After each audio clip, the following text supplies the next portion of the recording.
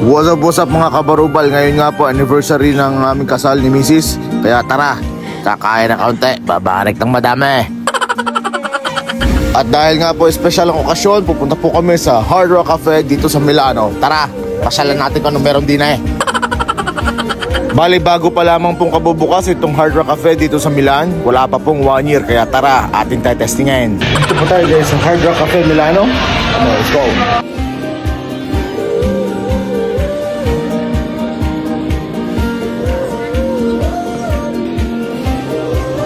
At yun na nga ang pagkain, parang masarap yun. Yun na rin ang aking orderin. Nagko-collect din po ako ng mga Hard Rock t-shirt. Kaya lang walang perang pambili. Saka na. Bali nung pagkarating nga namin, nakaupo agad kami dito sa lamesang ito. Kaso hindi ko alam, meron palang second floor. Aba, maya lumipat na ho kami sa itaas para naman may magandang view. Aba, umorder na rin nga kami ng aming mga pagkain at gutom na ang mga donakis. Aba, mabuti nga lamang din sa Hard Rock, meron pong mga pang-drawing at crayons. Binigyan po ang aking bata patutang are. Pag hindi, aray magwawala at aray napakaligalig pag nagugutom. Ay manang-mana.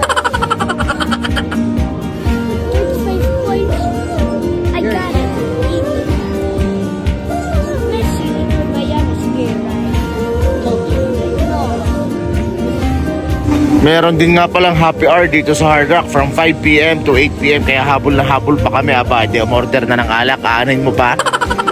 At dumating na nga po after ng ilang minuto ang aming pagkain. Ayan na, sige na, upakan na natin yan. Ano pang inihintay? Tirahin mo na yan, brother.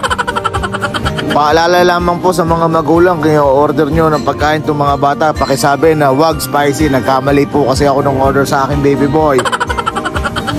Aba, nakita ko may magandang bintana din sa tabi ng aming lamesa. Ano pang gagawin? Di emote ng kaunti. Inom ng kaunti. Kunyari, hindi nakatingin sa camera. Aba, binibidyo naman. Bilis, isa pa nga take. Part 2, take 2. Ayos. Sorry. Siya po kilabay. Galing-galingan mo naman ang pag-emote. Ay, pambihira ka naman. Kunyari, hindi ka pa nakatingin alam mo naman Ayan, samantalahin mo na ang pag-emote, brother.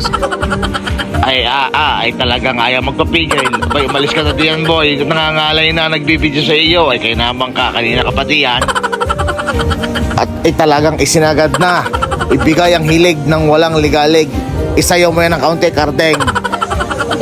Ay isa pa, kung sa amin nga ang sabi, mangyan ngayon nakaka-request. Ikaw pang purong mangyan. O sige, lakad puge. Ay Kardeng, galing-galingan mo naman.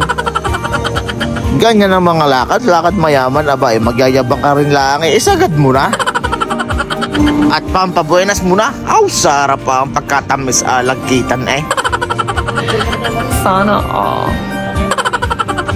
O ayan, si Mrs. naman ang poporma at ipopos mo yan. Galing-galingan mo. Aba, mukha tayong mayaman din At sa kabuuan nga naman po ay naging maayos ang aming gabi. Maraming salamat sa inyong panonood at sa inyong pagtitiwala. Hanggang sa muli mga kaibigan. Ito po si Karding Sungkit, ang inyong friend din Manunungkit.